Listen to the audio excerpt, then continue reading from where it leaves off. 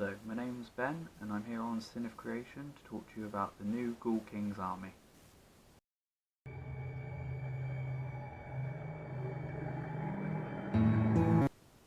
So for those of you unfamiliar with the Ghoul King's faction, they are a faction of vampires from within the Age of Sigmar setting who are under the delusion that they are still mortal.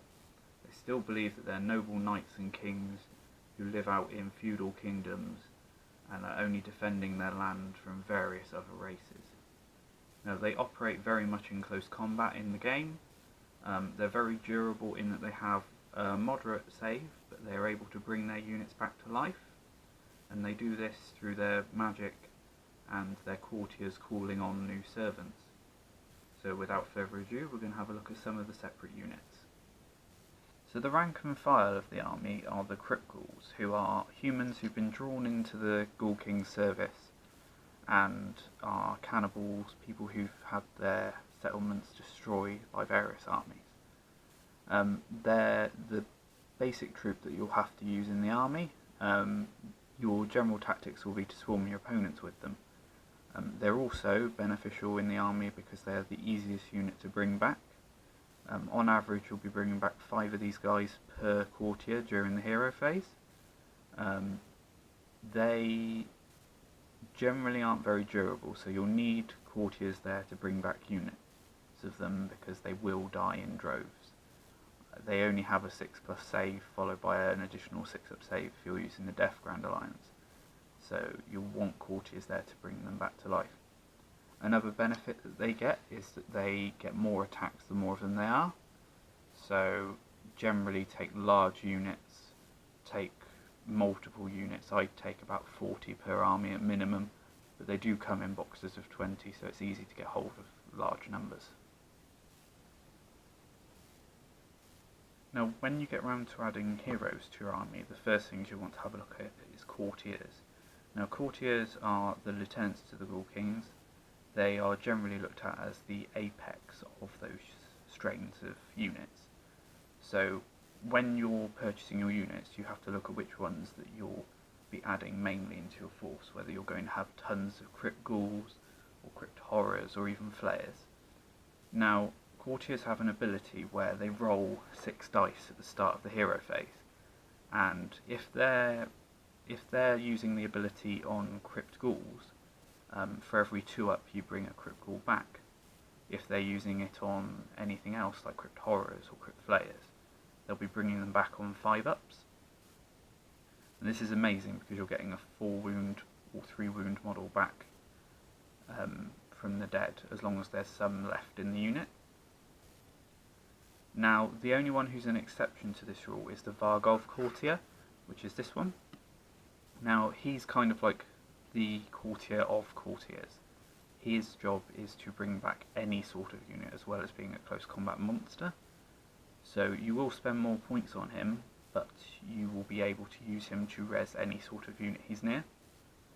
The thing that I haven't added to this army, which I would recommend, is having the smaller Crypt Ghast Courtier, who is the Crypt Ghoul version, because he's cheap and cheerful. You can take a couple of him and you can get your large infantry squads to stay alive.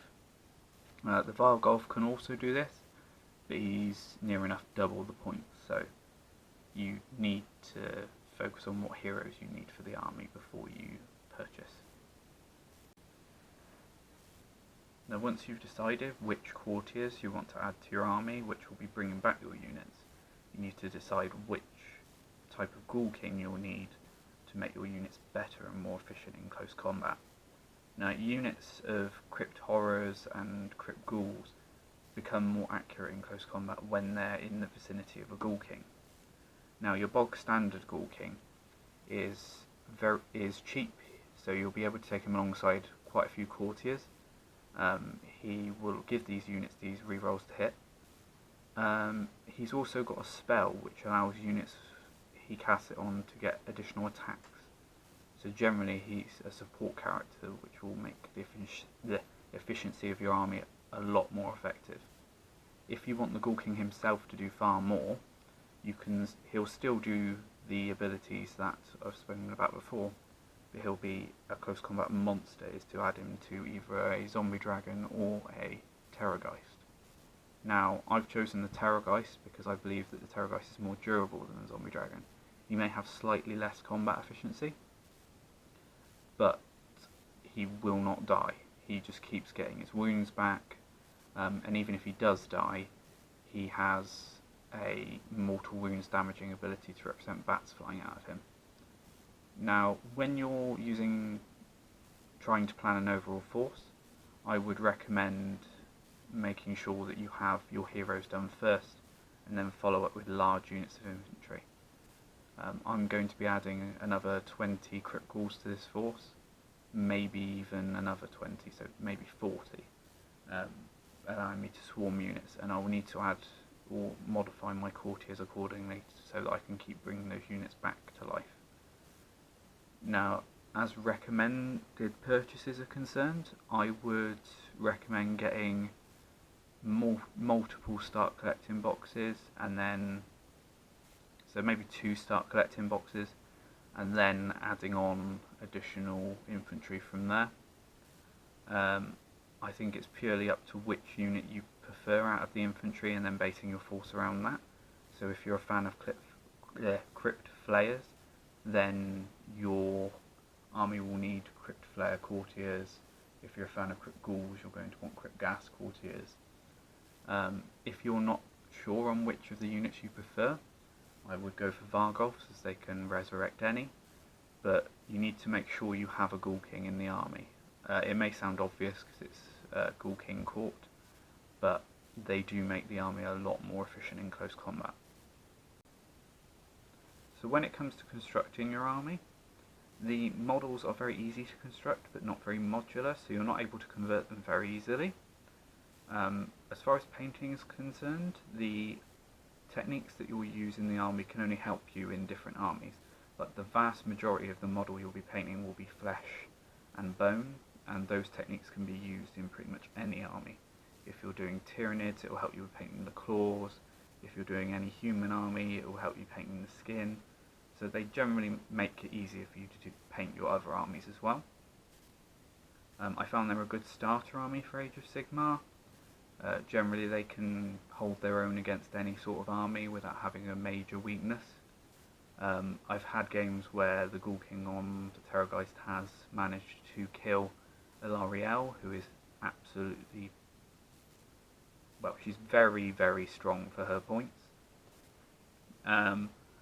As I've said before, I'd highly recommend making sure you gear your force around your courtiers. Apart from that, it's completely up to you which infantry units you get. Just make sure you've got stuff to bring them back with. So I've been Ben here on Sin of Creation. If you're thinking about collecting Ghoul Kings, please let me know in the comments below. I'll be sure to give you any help I can, and I will see you in the next video. Bye bye.